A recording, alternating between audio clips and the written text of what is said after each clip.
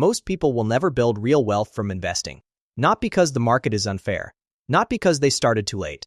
Not because they did not have enough capital. Because they never had a framework. Welcome to the ProfitByFriday.com podcast, where we replace guessing with process, emotion with discipline, and noise with one clear idea every single week. Let us get into it. Marcus had done everything right. He spent 3 weeks watching the stock, ran it through the clear framework, strong catalyst, solid leadership, earnings accelerating. The base was clean. 7 weeks of tight price action. No wide swings. No distribution.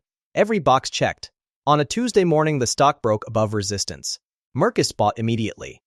Thursday afternoon, he was stopped out. 2 weeks later, the stock broke out again and ran 38% without him. He sat at his desk in Boston, staring at the chart, trying to understand what went wrong. The setup was identical both times. Same base, same breakout level, same catalyst still in play.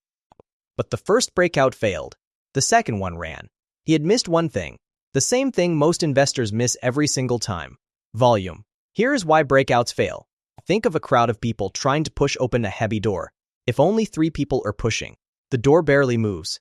It might crack open for a moment, but without enough people behind it, it swings back shut immediately. That is a low-volume breakout. The price cracks through resistance, but there is nobody behind the move. No conviction. No follow-through. The door swings back. Now imagine 30 people pushing that same door at the same time. The door opens, stays open. The crowd moves through. That is what volume does for a breakout.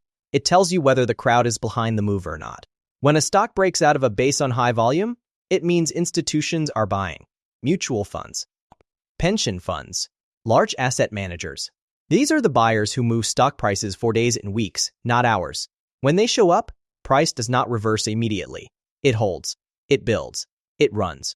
When a stock breaks out on low volume, it means retail traders reacted to a price level. A few people bought because the number looked right on a chart. No institutions behind it. No conviction. The stock cracks the resistance level, attracts momentum buyers for 1 or 2 sessions, then rolls back over. Marcus bought the first breakout because the price looked right. He should have checked whether the volume confirmed the move. Here is the number you need. On the day of the breakout, volume should be at least 40 to 50% above the stock's average daily volume over the prior 50 sessions. That is the minimum. The best breakouts come with volume 2 times or 3 times above average. The kind of volume that tells you every institution on the street is aware of this move and participating in it. Think of it like a vote. Every share traded on breakout day is a vote. Low volume means a handful of people showed up to vote. High volume means the entire electorate turned out. You want to be on the side of a landslide, not a narrow result that gets disputed in the morning. Marcus looked back at both breakouts after the fact. The first one broke out on volume that was 30% below average. Below average. The crowd was not there. The door swung shut. The second breakout came with volume 2.4 times the 50-day average. The institutions had arrived. The door stayed open for 38%. The setup was identical. The volume told 2 completely different stories. Now let me give you the second check, because volume on breakout day is only half of a test. The day after the breakout matters just as much. A genuine breakout holds price near the breakout level on the day after. Volume can decline on day 2. That is normal and healthy. Institutions bought on day 1. They are not selling on day 2. Price holds tight near the breakout level. What you do not want to see is a wide price swing downward on day 2, or a close back below the breakout level. When that happens, the breakout has failed regardless of what the volume said on day 1. Think of it like a spacecraft launch. Day 1 is the ignition. Enormous energy. The rocket leaves the ground. Day 2 is the trajectory check. Is the rocket flying in the right direction? A healthy breakout holds above the launch point on day 2. Failed breakout falls back to earth within 48 hours. Marcus bought on day 1 of the first breakout. He should have waited 24 hours. Confirmed the stock was holding above the breakout level. Confirmed institutions were not selling into his purchase. The second breakout held perfectly on day 2. He had the signal. He just was not looking for it. 3 rules. Write them down. Rule 1.